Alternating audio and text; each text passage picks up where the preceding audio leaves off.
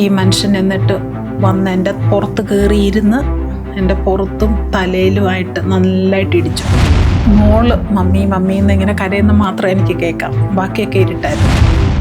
എൻ്റെ PhD graduation പഠിത്തം പൂർത്തീകരിച്ച ഒരു ഓണർ, അതിനെക്കാട്ടി ഓണറിങ് ആയിരുന്നു എനിക്കിത്. പല ആളുകളും ചിന്തിക്കുന്നത് സുവിശേഷം പറയുന്നവരെ മർദ്ദിക്കുകയോ ഉപദ്രവിക്കുകയും ചെയ്താൽ സുവിശേഷ വേല നിന്നു പോവും എന്നാണ്. അടികിട്ടി അന്നതിന് കർത്താവിന് വേണ്ടി പൂർണ്ണമായിട്ട് ഇറങ്ങിയേക്കാം, PhD ഒന്നും വേണ്ട.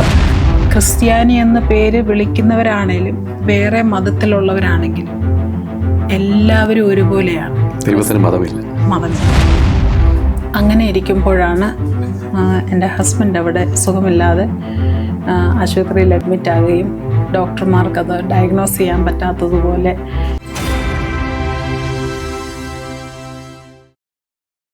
ലൈഫ് ഫോക്കസിൻ്റെ പുതിയ ഒരു എപ്പിസോഡിലേക്ക് സ്വാഗതം. വളരെ വ്യത്യസ്തമായ ഒരു ജീവിത അനുഭവ കഥയുമായിട്ടാണ് നമ്മളിന്ന് എത്തുന്നത്. ഇന്ന് നമ്മുടെ അതിഥിയായി എത്തുന്നത് ഡോക്ടർ നാൻസി ജെയ്മോൻ ഹ്യൂസ്റ്റൺ. നഴ്സിംഗിൽ ബിരുദാനന്തര ബിരുദവും PhDയും നേടിയിട്ടുള്ള ഒരു വ്യക്തിയാണ്. നമുക്ക് സ്വാഗതം ചെയ്യാം. സ്വാഗതം. Thank you. ഈ നഴ്സിംഗിൽ സാധാരണ PhD എടുക്കുന്നവരെ വളരെ റയറായിട്ടാണ് കാണുന്നത്. അപ്പോൾ ഇത്രയും ഉന്നതമായ ഒരു വിദ്യാഭ്യാസം നേടി, എന്നാൽ റീസെൻ്റ്ലി ഞാൻ കേട്ടു ഈ ജോലിയെല്ലാം വിട്ടിട്ട് ദൈവത്തിൻ്റെ വേലയ്ക്ക് പ്രാധാന്യം കൊടുത്ത് ഇറങ്ങുന്നു എന്ന്. സാധാരണ നമ്മൾ ഉന്നത വിദ്യാഭ്യാസം നേടുമ്പോൾ കരിയറിൽ ഉന്നതിയിലേക്ക് പോകണം എന്നുള്ളതാണ് നമ്മൾ ആഗ്രഹിക്കുന്നത്. ദീർഘവർഷങ്ങൾ നേഴ്സിംഗ് മേഖലയിൽ ജോലി ചെയ്തു. ഇപ്പോൾ PhDയും കൂടെ കിട്ടിക്കഴിഞ്ഞപ്പോൾ അതിനേക്കാൾ ഉന്നതമായ ഒരു വലിയ പദവിയിലേക്ക് എത്താൻ സാധ്യതയുണ്ട്. അപ്പോൾ അത് വിട്ട് കളയത്തക്കവണ്ണം അത്രമാത്രം പ്രാധാന്യമുള്ളതാണോ ദൈവത്തിൻ്റെ വേല? തീർച്ചയായിട്ടും. ദൈവത്തിൻ്റെ വേലയ്ക്ക് വേണ്ടി ഞാൻ എൻ്റെ ജീവിതം ജോലിയോടനുബന്ധത്തിൽ ഞാൻ ചെയ്തു കൊള്ളാമെന്നൊരു ഉടമ്പടി ദൈവത്തോട് ചെയ്തിട്ടുള്ള ഒരു സമയമുണ്ട് വർഷങ്ങൾക്ക് മുമ്പ്. എന്നാൽ ജീവിതത്തിൻ്റെ ആവശ്യത്തിനനുസരിച്ച് എനിക്ക് ജോലി ചെയ്യേണ്ടി വന്നു. അതിനോടനുബന്ധിച്ച് പഠിത്തങ്ങൾ തുടർന്നു. ബിരുദവും PhD അത് കംപ്ലീറ്റ് ചെയ്യുവാൻ ദൈവം സഹായിച്ചു. എന്നാൽ ഇതിലൊന്നും ഒരു സംതൃപ്തി അല്ലെങ്കിൽ ഒരു സന്തോഷം, ക്രിസ്തുവിലുള്ള സന്തോഷം, അതിൽ നിന്നൊന്നും ലഭ്യമായിരുന്നില്ല. ചെയ്യേണ്ടി വന്നു, ചെയ്യാൻ ആവശ്യമായതുകൊണ്ട് ചെയ്തു എന്നുള്ളതല്ലാതെ കരിയർ മുന്നോട്ട് പോകണം എന്നുള്ള ചിന്തയിൽ ആ ഒരു വ്യഗ്രത ഒന്നും എന്നിലുണ്ടെന്ന് ഞാൻ പറയാൻ പറ്റത്തില്ല. എപ്പോഴും എൻ്റെ മനസ്സിൽ എൻ്റെ ജീവിതത്തിൻ്റെ ഉദ്ദേശം, ദൈവത്തിൻ്റെ ഉദ്ദേശം ഇതാണ് എന്നുള്ളൊരു വോയിസ്, ഒരു ശബ്ദം എനിക്ക് കേൾക്കായിരുന്നു. എന്നാൽ അത് കേൾക്കാതെയോ കേട്ടില്ലെന്ന് നടിച്ചോ ഇത്രയും നാളും പോയി എന്ന് പറയേണ്ടി വരും. എന്നാൽ ദൈവത്തിൻ്റെ കരുതൽ അല്ലെങ്കിൽ ദൈവത്തിന് നമ്മുടെ ഈ ജീവിതത്തിലെ പർപ്പസ് തീർന്നിട്ടില്ല, ഇനിയും ദൈവത്തിൻ്റെ പർപ്പസിന് വേണ്ടി ദൈവം നമുക്ക് വേണ്ടി വെയിറ്റ് ചെയ്തുകൊണ്ടിരിക്കുകയാണ് എന്നുള്ളൊരു ബോധം വന്നതുകൊണ്ടാണ് അങ്ങനെ ഒരു തീരുമാനത്തിലേക്ക് വന്നത്. കരിയറിൽ പറഞ്ഞതുപോലെ വളരെ മുമ്പോട്ട് പോകായിരുന്നു. ഓൾറെഡി എനിക്ക് നല്ലൊരു സ്ഥാനവും ടൈറ്റിലും ജോലിയോടുള്ള ബന്ധത്തിലും എനിക്കുണ്ടായിരുന്നു മാനേജ്മെൻറ്റിൽ. എന്നാൽ അതൊക്കെയും ഒരു ഒരു ഇമ്പോർട്ടൻ്റ് ആയിട്ടല്ലേ, അതൊരു ജീവിതത്തിലൊരു ആവശ്യം, ഈ ലോകത്തിൽ ജീവിക്കണമെന്നുള്ളൊരു ആവശ്യം കൊണ്ട് നടന്നു എന്ന് പറയേണ്ടി വരും. ഓക്കെ. ഇപ്പം നമ്മൾ ദൈവത്തിൻ്റെ സ്നേഹം മറ്റുള്ളവരോട് അറിയിക്കണമെന്നുള്ളൊരു വിളി ഉള്ളിലുണ്ടായി എന്ന് പറഞ്ഞു. അപ്പം അതിന് മുമ്പായിട്ട് ആ ദൈവസ്നേഹം വ്യക്തിപരമായി കണ്ടെത്തി, അല്ലെ, ആ ദൈവസ്നേഹം ജീവിതത്തിൽ വളരെ പ്രാധാന്യമുള്ളതായി ഞാൻ കണ്ടെത്തി എന്ന് പറയുന്ന ഒരു അനുഭവം ഉണ്ടായി കാണുമല്ലോ. എന്തായിരുന്നു ആ അനുഭവം? ഞാൻ ദൈവസ്നേഹം ചെറിയ പ്രായത്തിൽ തന്നെ കർത്താവിനെ സുന്ദരക്ഷിതാവായി സ്വീകരിക്കുവാനും കർത്താവായി എൻ്റെ ഹൃദയത്തിൽ കൈക്കൊള്ളുവാനും ദൈവം എനിക്ക് സഹായിച്ചു. അതിനുശേഷം ജീവിതത്തിലെ പല പടവുകളിലൂടെ പോയപ്പോഴും ദൈവത്തിൻ്റെ സ്നേഹം രുചിച്ചറിയുവാൻ ദൈവം തൻ്റെ പുത്രനെ ലോകത്തിലേക്ക് അയച്ച് നമുക്ക് വേണ്ടി, നമ്മുടെ പാപങ്ങൾക്ക് വേണ്ടി മരിച്ച് ഇത്രമാത്രം സ്നേഹിച്ചൊരു ദൈവത്തെ അറിയുവാൻ ഒരു ഭാഗ്യം ദൈവം എനിക്ക് തന്നല്ലോ എന്ന ആ ഒരു ചിന്ത എപ്പോഴും എന്നെ ഭരിച്ചുകൊണ്ടിരിക്കുന്നു. അതോടുള്ള ബന്ധത്തിൽ നമ്മുടെ ഈ ലോകത്തിലെ ജീവിതം കർത്താവിന് വേണ്ടി ഉള്ള, കർത്താവിൻ്റെ നാമം മറ്റുള്ളവരിലേക്ക് അറിയിക്കുക എന്നുള്ള, കർത്താവിൻ്റെ സ്നേഹം മറ്റുള്ളവരേക്ക് പകരുക എന്നുള്ള ഒരു ഉത്തരവാദിത്വം കൂടെ നമ്മളിലുണ്ടല്ലോ. അതാണ് കൂടുതലും എന്നെ ഭരിച്ചത്. പ്രേക്ഷകരായ പലർക്കും ഒരു സംശയം കാണും. ഒരു ക്രിസ്തീയ കുടുംബത്തിൽ ജനിച്ച് വളർത്തപ്പെട്ട വ്യക്തി എന്തുകൊണ്ട് യേശുവിനെ രക്ഷിതാവായി സ്വീകരിക്കണം? ഒരു ക്രിസ്തീയ കുടുംബത്തിൽ ജനിച്ച് വളർത്തപ്പെട്ട വ്യക്തി നാച്ചുറലി ഒരു ക്രിസ്ത്യാനി അല്ലേ എന്നൊരു ചോദ്യമുണ്ടാകും. ബൈബിളിൻ്റെ അടിസ്ഥാനത്തിൽ അങ്ങനെയുള്ളവർക്ക് എന്ത് മറുപടിയാണ് കൊടുക്കാൻ കഴിയുന്നത്? നമ്മൾ ക്രിസ്ത്യാനി എന്ന് പറയുമ്പോൾ ക്രിസ്തുവിൻ്റെ അനുയായികൾ അല്ലെങ്കിൽ ക്രിസ്തുവിനെ അനുകരിക്കുന്നവർ എന്ന് പറയാം. ഒരു ക്രിസ്തീയ കുടുംബത്തിൽ ജനിച്ചതുകൊണ്ട് ഒരു ക്രിസ്തുവിൻ്റെ അനുയായി എന്ന് നമുക്ക് വിളിക്കാൻ പറ്റില്ല, അല്ലെങ്കിൽ ക്രിസ്തുവിനെ അനുഗമിക്കുന്ന ഒരാൾ എന്ന് പറയാൻ പറ്റില്ല. അപ്പോൾ നമ്മുടെ മാതാപിതാക്കൾ നമ്മളോട് പല കാര്യങ്ങൾ പറഞ്ഞു തരും, കർത്താവിനെക്കുറിച്ച് പറഞ്ഞു തരും, ദൈവത്തിൻ്റെ സ്നേഹത്തെക്കുറിച്ചും ക്രൂശിലെ മരണത്തെക്കുറിച്ചൊക്കെ പറഞ്ഞു തരും. പക്ഷേ അത് ഉൾക്കൊള്ളുവാനും കൈക്കൊള്ളുവാനും അത് സ്വീകരിച്ച് കർത്താവിനെ സ്വന്തം രക്ഷിതാവായി അവരവരുടെ ജീവിതത്തിൽ തന്നെത്താനെ സ്വീകരിച്ചില്ല എങ്കിൽ അങ്ങനെ ജനിച്ചതുകൊണ്ട് ക്രിസ്ത്യാനി എന്നുള്ള പേര് കൊണ്ടോ പ്രയോജനമില്ല എന്നാണ് ഞാൻ. എന്ന് പറഞ്ഞാൽ ജനനം കൊണ്ടാരും ക്രിസ്ത്യാനിയാകുന്നില്ല. പലപ്പോഴും പല ആളുകളും ചിന്തിക്കുന്നത് ഈ മറ്റു മതങ്ങളിലുള്ളവരെ ക്രിസ്ത്യാനികളാക്കാനായിട്ടുള്ള ശ്രമമാണ് സുവിശേഷം എന്നാണ്. പക്ഷേ യഥാർത്ഥത്തിൽ ക്രിസ്തീയ കുടുംബത്തിൽ ജനിച്ചു വളർന്നാലും സുവിശേഷം കേട്ടിരിക്കണം. അതാണ് യേശു ക്രിസ്തുവിൻ്റെ ഉപദേശമായിട്ട് നമുക്ക് കാണാൻ കഴിയുന്നത്. അതെ, സുവിശേഷം കേൾക്കുക മാത്രമല്ല, അത് സ്വീകരിക്കാനുള്ള ആ മനസ്സ്, ആ സ്വീകരിക്കാനുള്ള മനസ്സും അതും കർത്താവ് നമുക്ക് തരുന്നതാണ്. നമ്മളായിട്ട് അത് ചെയ്യുന്നതല്ല, അതും ദൈവകൃപയുടെ ഒരു ഭാഗമാണ്. വീണ്ടും ജനനം എന്ന് പറയുന്ന ഒരു അനുഭവം അല്ലേ? ഇതിനിടയ്ക്ക് കുടുംബത്തിൻ്റെ കാര്യം ഒന്ന് പരാമർശിച്ചിരുന്നു. കുടുംബത്തെ പറ്റി ഒന്ന് പറഞ്ഞാൽ നന്നായിരിക്കും. കുടുംബമായിട്ട് നിങ്ങൾക്ക് എന്തുകൊണ്ടാണ് ഇങ്ങനെ കർത്താവിനെ സ്നേഹിക്കണം, സേവിക്കണം, കർത്താവിൻ്റെ സ്നേഹത്തിൻ്റെ വചനം മറ്റുള്ളവരെ അറിയിക്കണം എന്നുള്ള ഒരു വിളിയുണ്ടായത്? അതെ, കുടുംബമായി ഞാനും എൻ്റെ ഹസ്ബൻഡ്, ഞങ്ങളുടെ കല്യാണം കഴിഞ്ഞിട്ടിപ്പോൾ 27 വർഷം ആയി. ഞങ്ങൾക്ക് 4 കുഞ്ഞുങ്ങൾ. ഞങ്ങൾ കല്യാണം കഴിക്കുമ്പോൾ എൻ്റെ ഹസ്ബൻഡ് ഒരു ഫൗണ്ടറി എൻജിനീയർ ആയിരുന്നു, മെറ്റലർജിക്കൽ എൻജിനീയർ. ഡൽഹിയിലായിരുന്നു ജോലി, ബിസിനസ്സായിരുന്നു. ഞാൻ കല്യാണത്തിന് മുമ്പേ എൻ്റെ ജീവിത പങ്കാളിക്ക് വേണ്ടി പ്രാർത്ഥിച്ചിരുന്നു. സുവിശേഷ വേലയോടും കർത്താവിനോട് പ്രതിബദ്ധതയുള്ള ഒരാളിനെയും എനിക്ക് തരണമെന്ന് ഞാൻ പ്രാർത്ഥിച്ചിരുന്നു. അതൊക്കെയും ദൈവം എനിക്ക് സാധിച്ചു തന്നു. എന്നാൽ ഒരു സുവിശേഷകനെ ഞാൻ ചോദിച്ചില്ല. പക്ഷേ എന്നിലും കൂടുതലായി ദൈവത്തിലുള്ള വിശ്വാസത്തെ മുറുകെ പിടിക്കുന്ന ഒരാളിനെ എനിക്ക് തരണം എന്ന് പ്രാർത്ഥിച്ചിരുന്നു. വിവാഹശേഷം ഞങ്ങൾ ഞങ്ങളുടെ ജീവിതത്തെ കർത്താവിൻ്റെ വേലയ്ക്കായി ഉപയോഗിച്ചു. പല ഇടങ്ങളിലായി, പല സന്ദർഭങ്ങളിലായി ഉപയോഗിച്ചെങ്കിലും കർത്താവിന് വേണ്ടി ചെലവിടുവാനായി ഞങ്ങളുടെ ജീവിതങ്ങളെ ദൈവത്തിന് ആവശ്യമായിരുന്നു. അത് ദൈവം ഞങ്ങളുടെ ഉള്ളിൽ ഭാരം തന്നിരുന്നു അന്നേ. അതിനെക്കുറിച്ച് സംസാരിക്കുമ്പോഴൊക്കെ എൻ്റെ ഹസ്ബൻഡിന് അതിനൊരു ചെറിയൊരു വിസമ്മതമുണ്ടായിരുന്നു. കാരണം സുവിശേഷകന്മാർ അല്ലെങ്കിൽ ദൈവത്തിൻ്റെ വചനവുമായി മറ്റുള്ളവരെ ഈ പറയുന്ന പോലെ മതം മാറ്റുക, അല്ലെങ്കിൽ അങ്ങനെയുള്ളൊരു കാര്യത്തിന് വേണ്ടി ഇറങ്ങിത്തിരിക്കുക, അല്ലെങ്കിൽ അതൊരു ഫിനാൻഷ്യൽ ഗെയിൻ, പൈസ ഉണ്ടാക്കാനായിട്ടുള്ളൊരു മാർഗമായിട്ട് കണ്ടെത്തുക, അങ്ങനെയുള്ളൊരു മാർഗത്തിലേക്ക് വരാൻ താല്പര്യമില്ല എന്നുള്ളൊരു സ്റ്റേറ്റ്മെൻറ്റും അങ്ങനെയുള്ളൊരു സ്റ്റിഗ്മ, ആ ഒരു ചിന്താഗതി ആളുകളുടെ ഇടയിലുണ്ട്. അതെനിക്ക് വേണ്ട എന്നുള്ളൊരുണ്ടായിരുന്നു ഒരു കാര്യം. അപ്പം ഞങ്ങളതിനു വേണ്ടി പ്രാർത്ഥിക്കുകയും വളരെയധികം ദൈവസന്നിധിയിൽ അതിൻ്റെ ആലോചന ചോദിക്കുകയും ഒക്കെ ചെയ്തു. അതിന് വിസമ്മതം കാട്ടിയപ്പോഴൊക്കെ ദൈവം തൻ്റെ ദാസനെ വിളിക്കുകയായിരുന്നു. അങ്ങനെ ഇരിക്കുമ്പോഴാണ് ഞാൻ ഈ രാജ്യത്തേക്ക് കടന്നു വരുന്നത്. ഈ രാജ്യത്ത് വരാനുള്ള പ്ലാനൊന്നും എൻ്റെ ഇതിലില്ലായിരുന്നു. എന്നാൽ ദൈവത്തിൻ്റെ പ്ലാനിൽ അതുണ്ടായിരുന്നു എന്നാണ് ഞാനിപ്പോൾ മനസ്സിലാക്കുന്നത്. ഞാൻ വന്നപ്പോൾ എനിക്ക് 4 മക്കളാണ്. മൂത്ത മോൾക്ക് 1 വയസ്സ് 8 മാസം ഉള്ളപ്പോഴാണ് ഞാൻ നാട്ടിൽ വിട്ടിട്ട് പോരുന്നത്. രണ്ടാമത്തെ മോള് ഞാൻ പ്രഗ്നൻ്റ് ആയിരുന്നു വരുമ്പോൾ അച്ഛനും എൻ്റെ ഹസ്ബൻഡും മൂത്ത മോളെയും എന്നെ നാട്ടിൽ വിട്ടിട്ട് ഞാൻ ഒറ്റയ്ക്ക് ഇവിടെ RN-ൻ്റെ എക്സാം എഴുതാനാണ് ഞാൻ വരുന്നത്.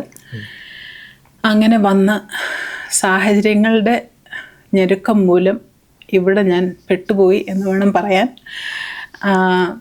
എൻ്റെ എക്സാമിൻ്റെ സൈറ്റ് മാറുകയും പിന്നെ എനിക്ക് എക്സാം എഴുതണമെങ്കിൽ കുറച്ച് നാൾ വെയിറ്റ് ചെയ്യുകയും ചെയ്യണമായിരുന്നു.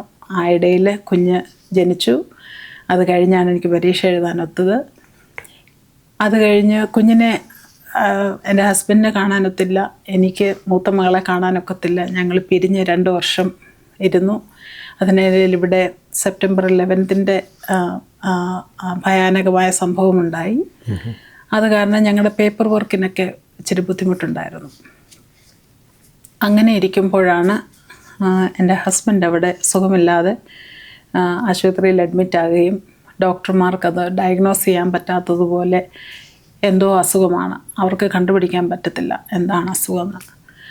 അങ്ങനെ 3 ആഴ്ചത്തെ അവരുടെ തത്രപ്പാടുകൾക്ക് ശേഷം അവർ പറഞ്ഞു ഞങ്ങൾക്കൊന്നും ചെയ്യാനായിട്ടില്ല, നാളെ ഒരു ടെസ്റ്റും കൂടെ ഉണ്ട്, അത് കഴിഞ്ഞ് ഞങ്ങൾ ഇന്നിങ്ങനെ വീട്ടിൽ വിടും എന്ന് പറഞ്ഞതിന് ശേഷം അന്ന് വൈകിട്ട് ഞങ്ങൾ ഡൽഹിയിലായിരുന്നു ഞങ്ങൾ കുടുംബമായി സെറ്റിലായിരുന്നത്. അന്ന് കൂടി വന്നിരുന്ന അവിടുത്തെ ഞങ്ങളുടെ എൽഡറിൻ്റെ വൈഫും അവിടെ ജോലി ചെയ്തുകൊണ്ടിരിക്കുകയായിരുന്നു. പുള്ളിക്കാരി വന്ന് ആഹാരമൊക്കെ കൊടുത്തിട്ട് പ്രാർത്ഥിച്ചിട്ട് എൻ്റെ ഹസ്ബൻഡിനോട് പറഞ്ഞു, നിങ്ങളുടെ ജീവിതം കർത്താവിന് വേണ്ടി ചെലവിടാമെന്ന് നിങ്ങൾ പ്രോമിസ് ചെയ്തിട്ടുണ്ട്, മറന്നു പോകരുത്. എന്തുകൊണ്ട് ദൈവസന്നിധിയിൽ നിൻ്റെ ജീവിതത്തെ ഒന്ന് സറണ്ടർ ചെയ്തുകൂടാ? മേ ബി ദൈവം നിന്നെ ടെസ്റ്റ് ചെയ്യായിരിക്കും എന്ന് പറഞ്ഞു. അന്ന് പുള്ളിക്കാരിയുടെ കൂടെ പ്രാർത്ഥിച്ച് എൻ്റെ ഹസ്ബൻഡ് തീരുമാനം എടുത്തത്, ദൈവത്തോടൊരു ഉടമ്പടി ചെയ്തത്, കർത്താവെ ഇത്രയും നാൾ ഞാൻ ഈ ലോകത്തോട് അനുരൂപപ്പെട്ട് ജീവിച്ചു, എന്നെ വിളിച്ചുകൊണ്ടിരുന്നപ്പോഴൊക്കെയും ഞാൻ വിസമ്മതിച്ചു, എന്നാൽ ഇനിയും ഒരു ജീവിതം എനിക്ക് തരികയാണെങ്കിൽ ഞാൻ നിനക്ക് വേണ്ടി മാത്രം, നിൻ്റെ കാര്യങ്ങൾ നോക്കി മാത്രം ഞാൻ ജീവിച്ചോളാം എന്നൊരു ഉടമ്പടി ദൈവവുമായിട്ട് ചെയ്തതാണ് തുടക്കം. ഞങ്ങളുടെ കുടുംബത്തിൻ്റെ ആ തീരുമാനത്തിൻ്റെ തുടക്കം. അപ്പോൾ ഞാൻ ഇവിടെയായിരുന്നു. എൻ്റെ ഹസ്ബൻഡ് ആ തീരുമാനം എടുക്കുമ്പോൾ ഏറ്റവും സന്തോഷിച്ചൊരു വ്യക്തിയാണ് ഞാൻ. അങ്ങനെ ഞങ്ങളുടെ റോഡുകൾ സ്വിച്ചായി. അച്ഛൻ ജോലി ചെയ്തുകൊണ്ടിരുന്നു, ഞാൻ ജോലി ചെയ്തില്ലായിരുന്നു. ഞാനിവിടെ വന്നു, ഞാൻ ജോലി ചെയ്യാൻ തുടങ്ങി. അപ്പോൾ അച്ഛൻ അവിടെ പ്രശ്നമായി. അച്ഛന് സുവിശേഷ വേലയ്ക്ക് തിരിഞ്ഞു. ഏറ്റവും സന്തോഷിച്ചു. പക്ഷേ എങ്ങനെയാണ് മുമ്പോട്ടുള്ള കാര്യങ്ങളെന്നൊന്നും ചിന്തിക്കാനുള്ള മാനസികാവസ്ഥയിലായിരുന്നില്ല. അപ്പോൾ കുഞ്ഞുങ്ങൾ 2 സ്ഥലത്ത്, ഞങ്ങൾ അങ്ങോട്ടും ഇങ്ങോട്ടും കാണുന്നില്ല. ഏതായാലും ദൈവത്തിൻ്റെ കൃപയും കരുതലും സ്നേഹവും ഞങ്ങളുടെ കൂടെ എല്ലാ ഘട്ടങ്ങളിലും ഉണ്ടായിരുന്നു എന്ന് വേണം പറയാൻ. ആ തീരുമാനം എടുത്തു അന്ന് വൈകിട്ടാണ് ഡോക്ടേഴ്സ് എന്നെ കണ്ടുപിടിച്ചത് എന്താണ് പ്രശ്നമെന്നുള്ളത്. അത് ഡീറ്റെയിലിൽ പോയാൽ ഒത്തിരി പറയാനുണ്ട്, അതുകൊണ്ട് ഇങ്ങനെ ഞാൻ ഷോർട്ടായിട്ട് പറഞ്ഞ് നിർത്തുന്നു. അത് കഴിഞ്ഞ് ഞാൻ അവിടെ ചെന്നു, ശുശ്രൂഷിച്ചു, തിരിച്ചു വന്നു. പിന്നെ 2 വർഷം കഴിഞ്ഞാണ് ഹസ്ബൻഡിനും എൻ്റെ 2 കുഞ്ഞുങ്ങൾക്കും, ഞാൻ എൻ്റെ ഇളയ മോളെയും കൊണ്ടാണ് പോയത്. അവർ അവിടെ താമസിച്ചു 2 വർഷം. അത് കഴിഞ്ഞ് അവരെല്ലാവരും കൂടെ 2006 ഇവിടെ വന്നു. അന്ന് മുതൽ ഞങ്ങളുടെ ജീവിതത്തിൽ ദൈവം വളരെ വിശ്വസ്തനായി എൻ്റെ ജോലി കാര്യങ്ങളിൽ, പഠിത്ത കാര്യങ്ങളിലെല്ലാം കൂടെയിരുന്നു. പലവിധമായ തീരുമാനങ്ങൾ ഞങ്ങൾ ജീവിതത്തിലെടുത്തു. എന്നാൽ ആ തീരുമാനങ്ങളിലൊക്കെയും ദൈവം കൂടെയിരുന്നു. അതാണ് തുടക്കം. എന്നാൽ അപ്പോൾ ഇത്രയും വർഷങ്ങൾ ഞങ്ങളിവിടെ ആയിരിക്കുമ്പോൾ ദൈവവേലയോടുള്ള ബന്ധത്തിൽ എൻ്റെ ഹസ്ബൻഡ് പലയിടങ്ങളിൽ വചനം പഠിപ്പിക്കുകയും വചന ശുശ്രൂഷ ചെയ്യുകയും ഒക്കെ ചെയ്തിരുന്നു. ഇന്ത്യയോടുള്ള സ്നേഹം ഞങ്ങളുടെ ജീവിതത്തെ മാറ്റിമറിച്ചു. അങ്ങനെ ഞങ്ങൾക്ക് കർത്താവിൻ്റെ സ്നേഹം ലോകത്തിൻ്റെ പല ഭാഗങ്ങളിലായിട്ട് മറ്റുള്ളവരോട് ഷെയർ ചെയ്യുവാൻ, പങ്കുവയ്ക്കുവാൻ ദൈവം ഞങ്ങൾക്ക് ഭാഗ്യം തന്നു. പല വിധത്തിൽ ഞങ്ങൾക്കത് ഷെയർ ചെയ്യുവാൻ പല ആളുകളുമായിട്ട്, വിശ്വാസികളുമായിട്ടായാലും കർത്താവിനെ അറിയാത്തവരായിട്ടായാലും നമ്മുടെ ഇടയിൽ മലയാളികളായാലും നോർത്ത് ഇന്ത്യയിലായാലും ഗൾഫിൽ ഞങ്ങൾ പലയിടങ്ങളിൽ യാത്ര ചെയ്യുമ്പോഴും കർത്താവിൻ്റെ സ്നേഹത്തെ പങ്കുവയ്ക്കുവാൻ ഞങ്ങൾക്ക് ദൈവം സഹായിച്ചിട്ടുണ്ട്. വളരെ സന്തോഷം. നിങ്ങൾ കുടുംബമായിട്ട് അങ്ങനെ കർത്താവിനെ സ്നേഹിക്കണം, ദൈവത്തിൻ്റെ സ്നേഹം ഉള്ളിൽ വന്നത് മറ്റുള്ളവരിലേക്ക് പകരണം എന്നുള്ള ഒരു വിളി ദൈവം തന്നു എന്ന് കേൾക്കുന്നതിൽ. ഡോക്ടർ നാൻസി ജയ്മോൻ ശ്രദ്ധിക്കപ്പെട്ടത്, ലൈഫൊക്കെ ശ്രദ്ധിച്ചത് ചില വർഷങ്ങൾക്ക് മുമ്പ് ന്യൂയോർക്കിൽ നിങ്ങൾ ചെയ്തുകൊണ്ടിരുന്ന ഒരു സുവിശേഷ പ്രഘോഷണത്തിനിടയിൽ ഒരു അറ്റാക്ക് നേരിട്ടു, ഒരു മർദ്ദനം നേരിട്ടു എന്നിങ്ങനെ കേൾക്കുന്നുണ്ട്. ആ അനുഭവം ഒന്ന് പങ്കുവയ്ക്കാമോ? തീർച്ചയായിട്ടും. ഞങ്ങൾ ഈ രാജ്യത്തിൻ്റെ പല ഭാഗങ്ങളിലായിട്ട് സുവിശേഷ പ്രഘോഷണം ചെയ്യാനായിട്ട് പോയിട്ടുണ്ട്. നമ്മൾ ഹ്യൂസ്റ്റണിലായാലും ഒരു സ്ഥലം ന്യൂയോർക്ക് ബ്രോങ്സ് ടൈംസ് സ്ക്വയർ ഏരിയയിലാണ് ഞങ്ങൾ പോയിക്കൊണ്ടിരുന്നത്. എല്ലാ വർഷവും താങ്ക്സ് ഗിവിങ് നമ്മുടെ ഈ നവംബർ ലാസ്റ്റ് വീക്ക് സമയത്താണ് നമ്മൾ പോകുന്നത്. അപ്പം നമ്മൾ കുടുംബമായിട്ടാണ് പോകുന്നത്. കുഞ്ഞുങ്ങൾ മ്യൂസിക്കൽ ഇൻസ്ട്രുമെൻറ്റ്സ് അവിടെ ഉപയോഗിച്ച് നമ്മൾ പാട്ട് പാടുക, സുവിശേഷം, ന്യൂ ടെസ്റ്റമെൻറ്റ്, പുതിയ നിയമവും സങ്കീർത്തനവും കൂടെ ഉള്ള ബൈബിള് നമ്മളവിടെ വിതരണം ചെയ്യുമ്പോൾ ഒരു 5000 പേർക്കൊക്കെ വിതരണം ചെയ്യും. അതിൻ്റെ കൂടെ നമ്മൾ ബാനർ പിടിച്ച് അവിടെ നിൽക്കും. ഞാനായിരിക്കും മിക്കവാറും ബാനർ പിടിക്കുന്നത്. കുഞ്ഞുങ്ങൾ ബൈബിള് ഡിസ്ട്രിബ്യൂട്ട് ചെയ്യും. മൂത്ത ആൾക്കാർ വയലിൻ വായിച്ച് നമ്മൾ എല്ലാവരോടും പാടും. അച്ഛൻ, എൻ്റെ ഹസ്ബൻഡ് സംസാരിക്കും, വചനത്തിൽ നിന്ന് സംസാരിക്കും. അങ്ങനെയാണ് നമ്മുടെ അവിടെ നിന്നുള്ള 2-3 ഫാമിലിയും കൂടെ വന്ന് അങ്ങനെയാണ് നമ്മൾ ആ പ്രവർത്തനം ചെയ്യുന്നത്. രാവിലെ മുതൽ ഒരു ഉച്ച 1 മണി വരെയുള്ള ഒരു സമയത്താണ് നമ്മൾ ഈ പ്രോഗ്രാം ചെയ്യുന്നത്. അനേക ആൾക്കാരോട് സംസാരിക്കുവാനും സുവിശേഷം പങ്കുവയ്ക്കുവാനും ആ സമയത്ത് സഹായിച്ചിട്ടുണ്ട്. എന്നാൽ 2022 ഞങ്ങൾ ആ ഒരു പതിവ് പോലെ ഞങ്ങൾ എല്ലാ വർഷവും ചെയ്യുന്നത് പോലെ ഞങ്ങളെല്ലാവരും ഉണ്ട്. എന്നാൽ ഞങ്ങളുടെ മൂത്ത 2 കുഞ്ഞുങ്ങളില്ല. അവർ ജോലിയായി പല സ്ഥലങ്ങളിലായതുകൊണ്ട് അവരില്ലായിരുന്നു. ഇളയ 2 കുഞ്ഞുങ്ങളും ഉണ്ടായിരുന്നു. ഞങ്ങൾ ആരോടും ഞാൻ സംസാരിക്കുന്നില്ല, കുഞ്ഞുങ്ങൾ സംസാരിക്കുന്നില്ല, അച്ഛൻ സംസാരിക്കുന്നുണ്ട്. ഞാൻ ബാനർ പിടിച്ചുകൊണ്ട് നിൽക്കുകയാണ്. അന്നേരമാണ് ഒരു വലിയൊരു മനുഷ്യൻ, നല്ല നീളവും എൻ്റെ ഹസ്ബൻഡിനെക്കാട്ടി നീളവും ഭയങ്കരനൊരു മനുഷ്യൻ ഇങ്ങനെ അവിടെ നിന്ന് ഇപ്പോൾ എൻ്റെ ഓപ്പോസിറ്റായിട്ട് ഇങ്ങനെ നിന്ന് you are talking about God. വേറെ പല കാര്യങ്ങളും പറയുന്നുണ്ട്, അതിപ്പോൾ എനിക്ക് പറയാൻ പറ്റില്ല. വളരെ അസഭ്യമായിട്ട് ഓരോന്ന് പറയുന്നുണ്ട്. ഒരു എന്താ പറയുന്നത്, ഒരു സാത്താന്യ ഒരു ഡെബിളിക് നേച്ചറായിരുന്നു. എനിക്കത് കാണാമായിരുന്നു. പക്ഷെ നമ്മൾ പ്രതീക്ഷിക്കുന്നില്ല നമ്മുടെ നേരെ ചാടി വീഴുമെന്നുള്ളത്. അപ്പോൾ അങ്ങനെ പറയുന്നു, പോന്നു, പൊക്കോളും എന്നുള്ള ചിന്തയിലാണ് നമ്മൾ. പലത് കേൾക്കുന്നുണ്ടെങ്കിലും നമ്മുടെ നേരെ അത് വരും എന്ന് ചിന്തിക്കുന്നില്ല. അങ്ങനെ ഞാൻ പുള്ളിയെ അത്രയും അങ്ങ് അറ്റൻഷൻ കൊടുക്കുന്നില്ല. ബട്ട് ഇങ്ങനെ അങ്ങോട്ട് തിരിഞ്ഞപ്പോൾ പുള്ളി ഇങ്ങനെ ചാടി എൻ്റെ നേരെ വന്ന് എന്നെ തെള്ളി മെയിൻ റോഡിലോട്ട് തെള്ളിയിട്ടു. ദൈവകൃപയാൽ ഞാൻ പുറകോട്ട് അടിച്ച് വീണില്ല. പുറകിലൊരു മെറ്റലിൻ്റെ തൂണുണ്ടായിരുന്നു, അവിടെ പോയി ഇടിച്ചിരുന്നെങ്കിൽ വേറെ എന്തെങ്കിലും സംഭവിച്ചേനെ. പക്ഷേങ്കിൽ ദൈവത്തിൻ്റെ കരുതലും അങ്ങനെ നമുക്ക് ചിന്ത തന്നു. അങ്ങോട്ട് തിരിഞ്ഞ് ഞാൻ റോഡിലോട്ട് കമന്ന് വീണ് ഞാനിങ്ങനെ എൻ്റെ കൈ തലയ്ക്ക് സപ്പോർട്ട് ചെയ്ത് കൊടുത്തു. എൻ്റെ ബലമായ വിശ്വാസം ദൈവം അതെല്ലാം എന്നെ കൊണ്ട് ചെയ്യിപ്പിച്ചു എന്നുള്ളതാണ്. കാരണം ഈ മനുഷ്യൻ എന്നിട്ട് വന്ന് എൻ്റെ പുറത്ത് കയറിയിരുന്ന് എൻ്റെ പുറത്തും തലയിലുമായിട്ട് നല്ലതായിട്ട് ഇടിച്ചു. ആ ഇടി എൻ്റെ കൈ ഇങ്ങനെ വെച്ചിരുന്നത് കൊണ്ട് കോൺക്രീറ്റിൽ എൻ്റെ തല പോയി ഇടിച്ചില്ല. സോ ദൈവം അങ്ങനെ ഒരു പ്രൊട്ടക്ഷൻ എനിക്ക് തന്നു. തല നല്ലപോലെ ഇടി. ഈ തോളിൻ്റെ ഈ 2 ഭാഗത്തും തലയിലും അപ്പോൾ ആളുകൾ ഒത്തിരിയുള്ള സ്ഥലമാണ്. പക്ഷെ ആരും ഈ മനുഷ്യനെ പിടിച്ച് മാറ്റാനോ അല്ലെങ്കിൽ ഒന്ന് ഹെൽപ്പ് ചെയ്യാനോ ഒന്നും വന്നില്ല. ഹസ്ബൻഡ് പ്രീച്ച് ചെയ്യുന്നത് അതേ ലൊക്കേഷൻ അല്ല, ഞങ്ങൾ ഒരേ ലൊക്കേഷനിലാണ്, ഇൻ്റർസെക്ഷൻ്റെ 4 സൈഡിലുമാണ്. അപ്പോൾ റോഡിൻ്റെ ഓപ്പോസിറ്റ് സൈഡിലാണ് എൻ്റെ ഹസ്ബൻഡ് ഇങ്ങനെ പ്രീച്ച് ചെയ്തുകൊണ്ടിരിക്കുന്നത്. ഞാനും കുഞ്ഞുങ്ങളും ഈ സൈഡിൽ. അപ്പം നല്ല തണുപ്പുള്ള സമയമാണ്. അന്നേരം ഇവിടെ വെയിലുണ്ടായിരുന്ന കാരണം ഞാൻ പറഞ്ഞു ഞാൻ കുഞ്ഞുങ്ങളെയും കൊണ്ട് വെയിലത്തോട്ട് നിൽക്കാം. അപ്പോൾ അച്ഛൻ അവിടോട്ട് പോയി. അങ്ങനെയാണ് ഞങ്ങൾ സെപ്പറേറ്റ് ആയത്. അപ്പം വീണപ്പോൾ അച്ഛൻ കാണുന്നില്ല, കുഞ്ഞുങ്ങളടുത്തുണ്ട്, അവർ കണ്ടു.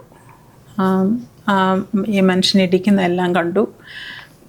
മോള് മമ്മി മമ്മീന്ന് ഇങ്ങനെ കരയുന്ന മാത്രം എനിക്ക് കേൾക്കാം, ബാക്കിയൊക്കെ ഇരുട്ടായിരുന്നു. മോൻ എന്ത് ചെയ്യണമെന്നറിയാതെ ഇങ്ങനെ ഫ്രീസായിപ്പോയി. കുഞ്ഞിനന്ന് 11 വയസ്സ് മോന്. കുഞ്ഞ് ഇളയാൾക്ക് 10 തികഞ്ഞിട്ടില്ല ആ സമയം. അങ്ങനെ ആ ഒരു ഏരിയ എന്ന് പറയുന്നത് ഒത്തിരി പോലീസുകാർ പെട്രോളിംഗ് ഉള്ള സ്ഥലമാണ്. അതുകൊണ്ട് പോലീസിനെ ആരും വിളിച്ചുമില്ല, ഒന്നുമില്ല. പക്ഷേ പോലീസുകാരോട് ഉണ്ടായ പെട്രോളിംഗ് ചെയ്തുകൊണ്ടിരുന്ന സമയമുണ്ട്, അവർ കണ്ടു. അങ്ങനെ അവർ വേറെ കൂടുതൽ പോലീസുകാരെ വിളിച്ചു. ഒരു 5-6 പോലീസുകാർ വന്നു, അവിടെ നിന്നു. ഒരു 6-7 പോലീസുകാർ പുള്ളിയെ പിടിച്ചിട്ടും വലിയ പ്രയാസമായിരുന്നു. എഴുന്നേക്കുന്നില്ല. പുള്ളിയെ പിടിച്ച് മാറ്റി തറയിലോട്ട് അങ്ങ് വലിച്ചെറിയുമായിരുന്നു പുള്ളിയെ. സാധാരണഗതിയിൽ സ്ത്രീകളെ അങ്ങനെ അറ്റാക്ക് ചെയ്യുന്നത് പൊതുവെ കാണാറില്ല. ഇത് ദൈവത്തിൻ്റെ മഹത്വം വെളിപ്പെടുവാനായിട്ട് ദൈവം അലൗ ചെയ്ത ഒരു കാര്യമാണ്. ദൈവം നമ്മുടെ ജീവിതത്തിൽ അനുവദിക്കാതെ നമ്മുടെ തലയിലെ ഒരു മുടി പോലും താഴെ വീഴുന്നില്ല എന്ന് വചനം നമ്മളോട് പറയുന്നു. അങ്ങനെ ഒരു കാര്യം സംഭവിക്കണമെങ്കിൽ ദൈവം അനുവദിച്ചിട്ടുണ്ട്. അങ്ങനെ അനുവദിച്ചെങ്കിൽ ദൈവനാമ മഹിമയ്ക്കായിട്ടാണ് എന്നുള്ളതാണ് എൻ്റെ വിശ്വാസം.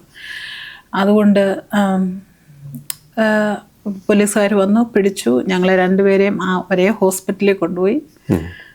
പുള്ളിക്ക് ട്രീറ്റ്മെൻറ്റ് മീൻസ് ഇങ്ങനെ വലിച്ച് തറയിട്ട് പുള്ളിയെ വിലങ്ങൊക്കെ വെച്ചതുകൊണ്ട് പുള്ളിക്ക് മുറിവും ചതവൊക്കെ വന്നായിരുന്നു. പുള്ളിക്ക് ട്രീറ്റ്മെൻറ്റ് കൊടുത്തിട്ട് പുള്ളിയെ ജയിലിൽ കൊണ്ടുപോയി. ഞാനവിടെ 8 മണിക്കൂർ ഇരുന്നു. അത് കഴിഞ്ഞാണ് എനിക്ക് ട്രീറ്റ്മെൻറ്റ് കിട്ടിയത്.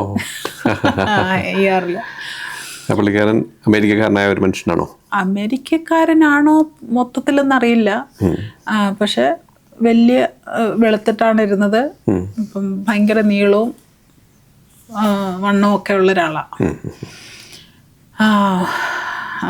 അങ്ങനെ ഒരു അനുഭവം.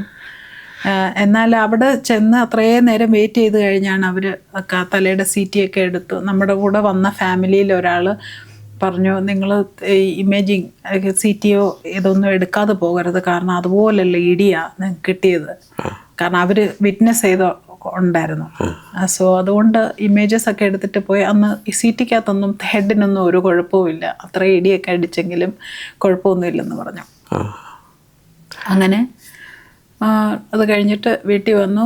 അത് കഴിഞ്ഞാണ് പിന്നെ കുറച്ചൊക്കെ പ്രശ്നങ്ങളുണ്ടായി, ശരീരത്തിന് പ്രയാസങ്ങളുണ്ട് ഉണ്ടായത്. സാധാരണഗതിയിൽ നമ്മളിപ്പോൾ ഒരു സുശേഷ വേല ചെയ്യണം എന്നുള്ള ആഗ്രഹത്തിൽ ഇങ്ങനെ ചെയ്യുമ്പം അതിനൊരു അറ്റാക്ക് ഉണ്ടായി, അതിനെതിരെ ആക്രമണം ഉണ്ടായി. അപ്പോൾ സാധാരണഗതിയിൽ ആളുകൾ ഭയപ്പെട്ട് ഇനി ഈ പരിപാടിക്കില്ല എന്ന് ചിന്തിക്കാനാണ് സാധ്യത. പക്ഷേ അങ്ങനൊരു വലിയ പ്രശ്നമുണ്ടായതിന് ശേഷമാണ് എനിക്ക് ഈ കർത്താവിന് വേണ്ടി പൂർണ്ണമായും കർത്താവിനെ സേവിക്കണം എന്നുള്ളൊരാഗ്രഹമുണ്ടാകുന്നത്. ഞാൻ അന്നേരം ഈ പുതിയ നിയമത്തിൽ പത്രോസിൻ്റെയും യോഹന്നാൻ്റെയും കഥ പറഞ്ഞിരിക്കുന്നത് ഞാൻ ഓർക്കുമായിരുന്നു. അവരെ ന്യായാധിപ സംഘത്തിൻ്റെ അടുക്കൽ കൊണ്ടുവന്ന് വിസ്തരിച്ചു. ഈ കാര്യത്തെപ്പറ്റി ഇനി സംസാരിക്കരുതെന്ന് പറഞ്ഞു, അടിച്ചു. അത് കഴിഞ്ഞിട്ട് അവർ പറയുന്നത് തിരുനാമത്തിന് വേണ്ടി അപമാനം സഹിക്കുവാൻ യോഗ്യരായി എണ്ണപ്പെടുകയാൽ അവർ സന്തോഷിച്ചു കൊണ്ടുപോയി. അപ്പോൾ ആ ഒരു സംഭവമായിട്ടാണ് എനിക്കിതിനെ ചേർത്ത് ചിന്തിക്കാനായിട്ട് കഴിയുന്നത്. എങ്ങനെ തോന്നി ഇതിന് ശേഷം ഈ കർത്താവിന് വേണ്ടി അടികൊണ്ടു എന്നുള്ള ആ ഒരു പ്രശ്നം അതൊരു എൻകറേജ്മെൻ്റായിട്ട് എങ്ങനെയാണ് മാറിയത്? അപ്പോൾ ഞാൻ എൻ്റെ PhD ഗ്രാജുവേറ്റ് ചെയ്യുന്നത് ഒക്ടോബർ 2022. അത് കഴിഞ്ഞുള്ള അടുത്ത മാസമാണ് ഞങ്ങൾ ഈ ഔട്ട്റീച്ചിന് പോകുന്നത്. ഇത് കഴിഞ്ഞ് സംഭവങ്ങളെല്ലാം കഴിഞ്ഞ് വീട്ടിൽ വന്ന അന്ന് മുതൽ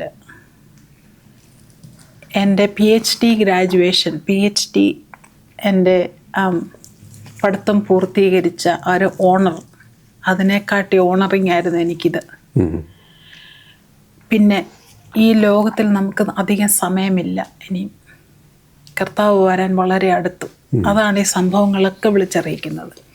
ഇങ്ങനെയുള്ള കാര്യങ്ങളൊക്കെ ഉണ്ടാകുന്നത് അതുകൊണ്ടാണ്.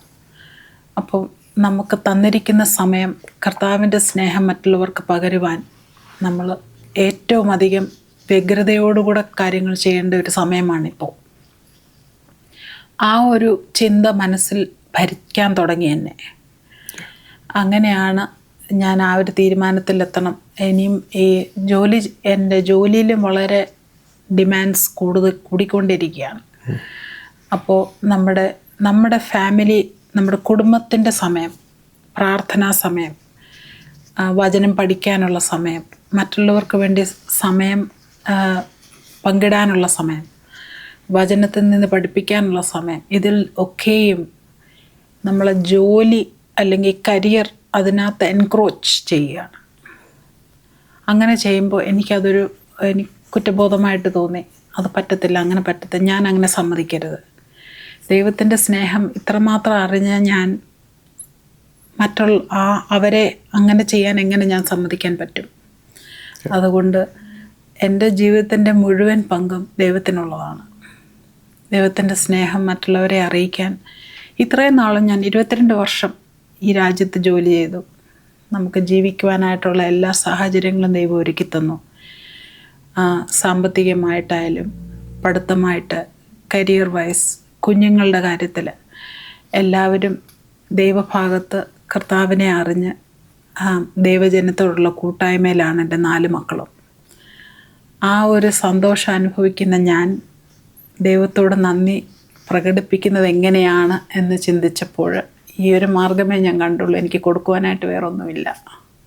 എന്നെ തന്നെ നൽകുന്നു അല്ലേ? എനിക്ക് വലിയ പ്ലാൻസ് ഒന്നുമില്ല. ഞാൻ ദൈവത്തോട് പറഞ്ഞൊരു കാര്യം, കർത്താവെ, ഞാൻ എന്നെ തന്നെ I am making myself available to you. എനിക്കറിയത്തില്ല ഞാൻ എന്താണ് ചെയ്യാൻ പോകുന്നതെന്ന്. കർത്താവിൻ്റെ വേലയിൽ എങ്ങനെയാണ് ചെയ്യേണ്ടതെന്നൊന്നും വലിയ പ്ലാനുകളോ ഗ്രാഹ്യമോ എനിക്കില്ല. കർത്താവിൻ്റെ വേലയിൽ അച്ഛൻ ചെയ്തുകൊണ്ടിരിക്കുന്ന വേലയിൽ ഞാൻ എപ്പോഴും പങ്കാളിയായിരുന്നു. എന്നാൽ കൂടുതലായി എന്താണ് ഞാൻ ചെയ്യേണ്ടതെന്ന് കർത്താവിനോട് ചോദിച്ചുകൊണ്ടിരിക്കുന്നു. പല കാര്യങ്ങളും എൻ്റെ മനസ്സിലുണ്ട്, അതിനുവേണ്ടി പ്രാർത്ഥിച്ചുകൊണ്ടിരിക്കുന്നു.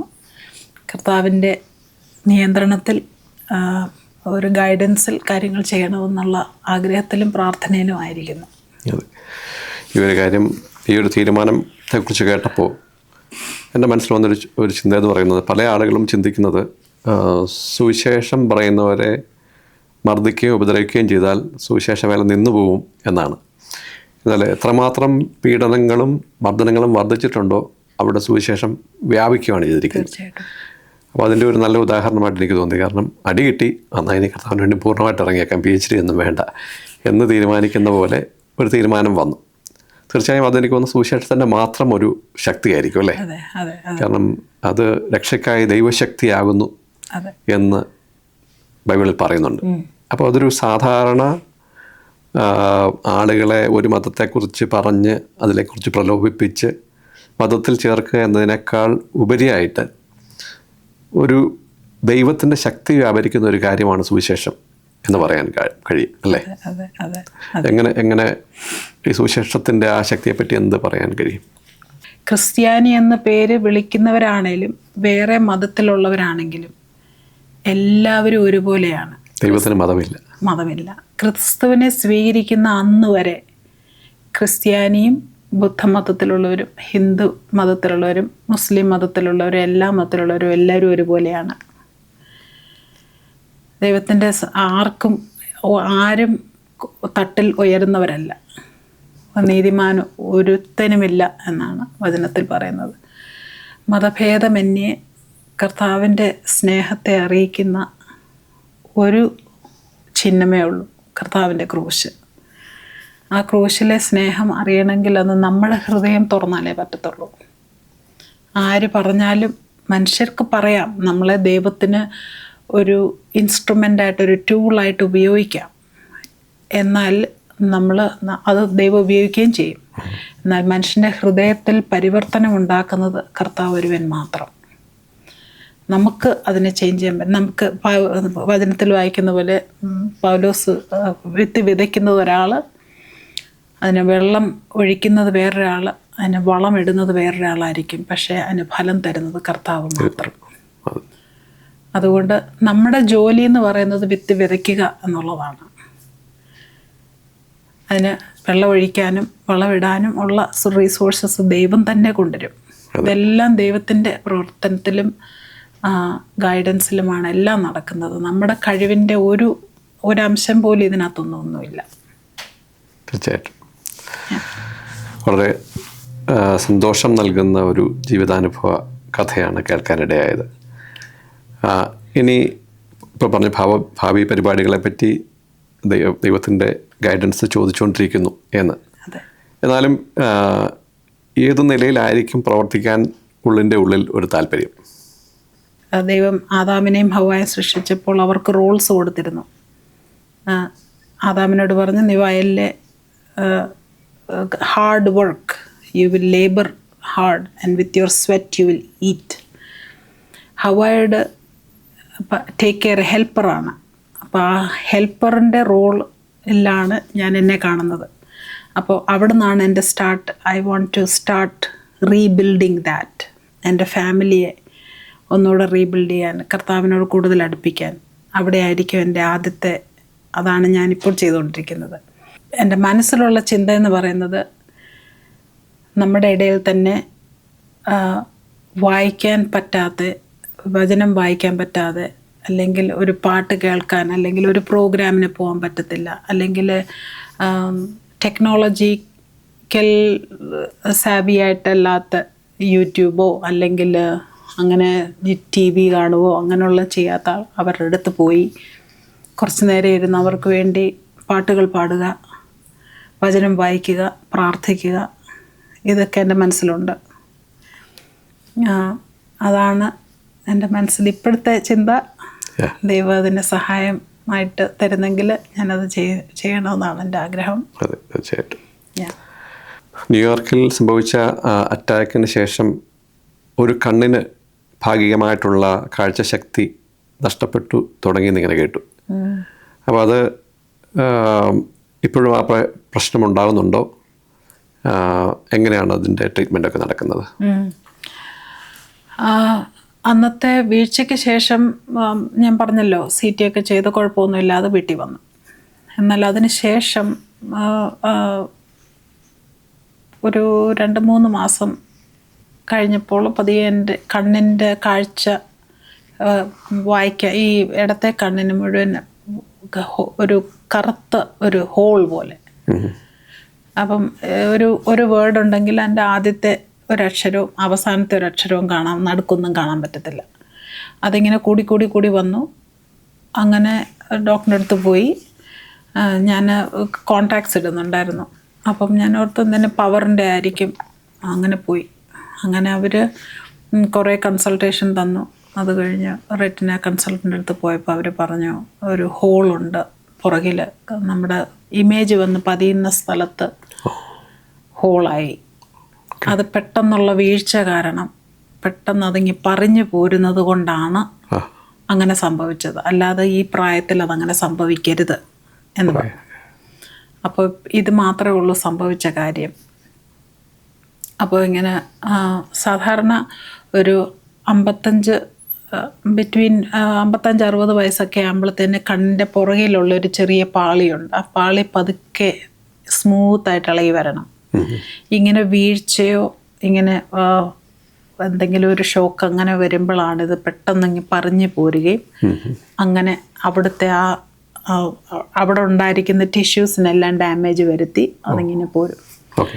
അങ്ങനെയാണ് അവർ പറഞ്ഞു, സർജറി ചെയ്യാം, സർജറി ചെയ്താൽ ഹോള് ക്ലോസ് ചെയ്യും, എന്നാൽ കാഴ്ച മൊത്തത്തിൽ കിട്ടുമെന്ന് നമുക്ക് പറയാൻ പറ്റില്ല എന്നവർ പറഞ്ഞിരുന്നു. പക്ഷേ മാനസികമായ രീതിയിൽ നമ്മൾ ചിന്തിക്കുന്നത് അവർ ഹോള് ക്ലോസ് ചെയ്യുമ്പോൾ ഏതായാലും കാഴ്ച തിരിച്ചു വരും, എന്നാണ് നമ്മൾ ചിന്തിക്കുന്നത്. അങ്ങനെ സർജറി ചെയ്തു. അത് പോസ്റ്റ് സർജറി ശുശ്രൂഷ വളരെ ഹാർഡായിരുന്നു. അത് 24 മണിക്കൂറും നമ്മൾ തല കമന്ന് ഇങ്ങനെ കിടക്കണമായിരുന്നു. ഇരിക്കുമ്പോഴും തല താഴോട്ടിരിക്കണം. കാരണം അവരൊരു ഗ്യാസാണ് കണ്ണിൽ വെക്കുന്നത്. ആ ഗ്യാസ് ഇങ്ങനെ മേലോട്ട് പോയി അത് ഗ്ലൂ ചെയ്ത് അങ്ങനെ വരണം ഹോൾ അടയണമെങ്കിൽ. അതുകൊണ്ടാണ് ആ ശുശ്രൂഷ വേണമെന്ന് അങ്ങനെ പറഞ്ഞത്. അപ്പം 14 ദിവസം അങ്ങനെ കിടക്കണം. അതൊക്കെ ചെയ്തു. അതെല്ലാം ചെയ്തു. ഹോളും അടഞ്ഞു. എന്നാൽ ഈ അവിടുത്തെ ഡാമേജസ് സ്റ്റില്ലുണ്ട്. റെറ്റിനയിലുള്ള ഡാമേജുകളും എല്ലാം ഉള്ളതുകൊണ്ട് എൻ്റെ കാഴ്ച ഇപ്പോഴും ഇല്ല. ഇരുട്ട് കണ്ണിലില്ല എങ്കിലും ഈ കണ്ണുകൊണ്ട് ഫങ്ഷൻ ചെയ്യാൻ പറ്റത്തില്ല. ഈ കണ്ണുകൊണ്ട് മാത്രം. ഇപ്പോൾ അമേരിക്ക പോലുള്ളൊരു രാജ്യത്ത് ജീവിക്കുമ്പം മെഡിക്കൽ ഇൻഷുറൻസ് വളരെ പ്രധാനപ്പെട്ട കാര്യമാണ്. അതെ അതെ. അപ്പം നിങ്ങൾ രണ്ടുപേരും കർത്താവിൻ്റെ വേലയ്ക്ക് വേണ്ടി ജോലി വിട്ട് കഴിയുമ്പോൾ മാനുഷികമായിട്ട് ചിന്തിച്ചാൽ ഇൻഷുറൻസ് ഇല്ലാതെ ഒരു മെഡിക്കൽ ട്രീറ്റ്മെൻറ്റ് കാര്യങ്ങളൊക്കെ വലിയ പാടാണ്. അതെ അതെ. അപ്പോൾ അത് എങ്ങനെയാണ് വിശ്വാസത്താൽ അതിനെ തരണം ചെയ്യാൻ കഴിയുന്നത്? അത് നമ്മുടെ വിശ്വാസികളായ പല സഹോദരങ്ങളോടും നമ്മളത് ഷെയർ ചെയ്തു. ആർക്കെങ്കിലും എന്തെങ്കിലും വിവരം അതിനെക്കുറിച്ചുണ്ടോ, എങ്ങനെയാണ് എടുക്കാം. ഇപ്പം നമ്മൾ പോകുന്ന സ്ഥലങ്ങളിലൊക്കെ നമുക്കറിയാവുന്നവരോടൊക്കെ അത് സംസാരിച്ചു. അങ്ങനെ ഒരു അഡ്വൈസ് ഞങ്ങൾക്ക് കിട്ടി. അങ്ങനെ ഒരു ഇൻഷുറൻസ് നമുക്കിപ്പം തൽക്കാലം ആയിട്ടുണ്ട്. എല്ലാം കവേർഡ് അല്ലെങ്കിലും അത് ദൈവം കൊണ്ടുവന്നതാണ്. നമ്മുടെ സഹോദരങ്ങളോട് ഷെയർ ചെയ്യുമ്പം പലർക്കും പല കാര്യങ്ങളെക്കുറിച്ചും അറിയാം. അപ്പം നമ്മൾ ചോദിക്കുമ്പോഴേ അവർക്കറിയത്തുള്ളൂ, നമുക്കറിയത്തില്ലെന്നുള്ളത്. സോ അങ്ങനെ അവർ നമ്മളോട് ഷെയർ ചെയ്തു, നമ്മളോട് പറഞ്ഞു. അങ്ങനെ പക്ഷെ അത് കണ്ടിന്യൂ ആകുമെന്ന് അറിയില്ല. തുടർന്നുള്ള കാര്യങ്ങൾ ദൈവകരങ്ങളിൽ കൊടുക്കുന്നു. ദൈവം അതിനുള്ള മുഖാന്തരങ്ങളെല്ലാം ഒരുക്കും. തീർച്ചയായിട്ടും. നമുക്ക് മുമ്പായി പോയി നമുക്ക് എല്ലാ വാതിലുകളെയും തുറക്കുന്ന ഒരു ദൈവമാണ് നമുക്കുള്ളത്. മത്തായി 6:33 മുമ്പേ അവൻ്റെ രാജ്യവും നീതിയും അന്വേഷിപ്പിക്കും, അതോടുകൂടി ഇതൊക്കെയും നിങ്ങൾക്ക് കിട്ടുമെന്ന് പറയുമ്പം ഞാൻ എൻ്റെ ഒരു വേർഷനായിട്ട് ഞാനതിനെ പാരാഫ്രൈസ് ചെയ്യുന്ന ഇങ്ങനെ, നിങ്ങൾ എൻ്റെ കാര്യം നോക്കിക്കോ, ഞാൻ നിൻ്റെ കാര്യം നോക്കിക്കോളാം എന്ന് ദൈവത്തിനൊരു വാഗ്ദത്വമുണ്ട്. അപ്പം കർത്താവിന് വേണ്ടി ജീവിതം സമർപ്പിക്കുകയും കർത്താവിൻ്റെ കാര്യം നോക്കാൻ വേണ്ടി മാത്രമായിട്ട് ജീവിതം മാറ്റിവെക്കുകയും ചെയ്യുന്ന നിങ്ങളുടെ കുടുംബത്തിൻ്റെ കാര്യം ദൈവം തീർച്ചയായും നോക്കും എന്നുള്ള വാഗ്ദത്വം 100% സത്യമായിരിക്കും. ആ നിലയിൽ ദൈവം സഹായിക്കട്ടെ. താങ്കൾ കേട്ടിരിക്കുന്ന PhD അറിവുകളും കാര്യങ്ങളുമെല്ലാം ദൈവനാമത്തിന് വേണ്ടി അനേകരുടെ ജീവിതത്തിൽ ദൈവസ്നേഹം അറിയുവാനും അനേകരെ മെൻറ്റർ ചെയ്യുവാനും അനേകരെ ഗൈഡ് ചെയ്യുവാനും ഒക്കെ മുഖാന്തരമായി തീരട്ടെ എന്ന് ആത്മാർത്ഥമായി പ്രാർത്ഥിക്കുന്നു. ദൈവം അനുഗ്രഹിക്കട്ടെ. Thank you. ഇത്രയും നേരം ഇവിടെ ക്ഷണിച്ച് കാര്യങ്ങളൊക്കെ ചോദിച്ചറിയുവാനുള്ള മനസ്ഥിതിയും ഒരു സ്നേഹവും കാണിച്ചതിൽ ഞാൻ അങ്ങോട്ട് നന്ദി പറയുന്നു. Thank you. വെൽക്കം. ലൈഫ് ഫോക്കസിൻ്റെ ഈ എപ്പിസോഡ് നിങ്ങൾക്ക് എല്ലാവർക്കും വളരെ പ്രയോജനപ്പെട്ടു എന്ന് തീർച്ചയായും വിശ്വസിക്കുന്നു. ഈ കാര്യങ്ങളെപ്പറ്റി കൂടുതൽ അറിയുവാൻ നിങ്ങൾക്ക് താല്പര്യമുണ്ടെങ്കിൽ ഞങ്ങളുമായിട്ട് ബന്ധപ്പെടാവുന്നതാണ്. അടുത്ത ആഴ്ച വീണ്ടും കാണും വരെയും നിങ്ങൾക്ക് എല്ലാവർക്കും നമസ്കാരം.